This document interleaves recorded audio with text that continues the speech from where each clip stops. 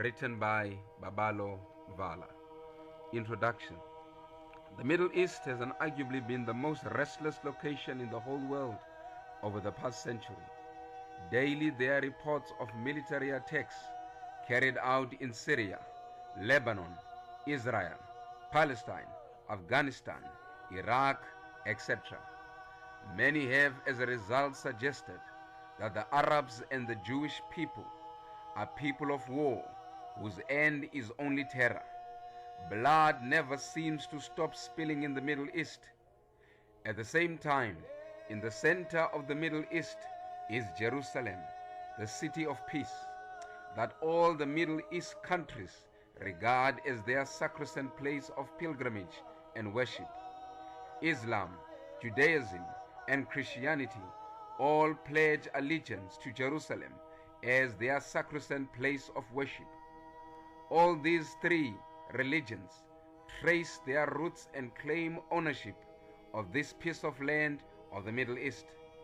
At the same time, due to this region's rich religious heritage, political and economic footprint, the Western nations have over the last 900 centuries fought tirelessly to bring the Middle East under their control.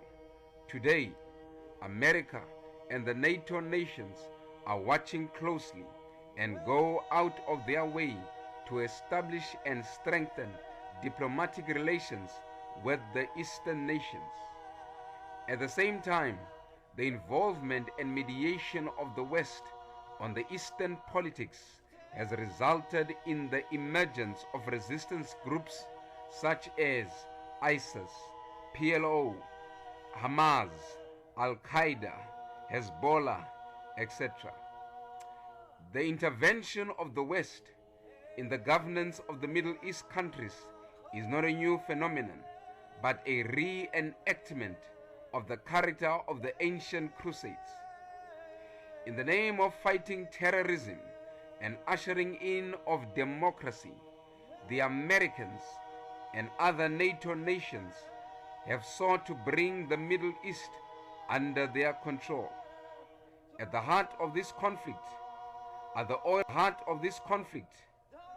oil reserves in the Middle East. Even though the politics and government of the Middle East was destabilized by the conflict, the exploration and mining of the oil reserves has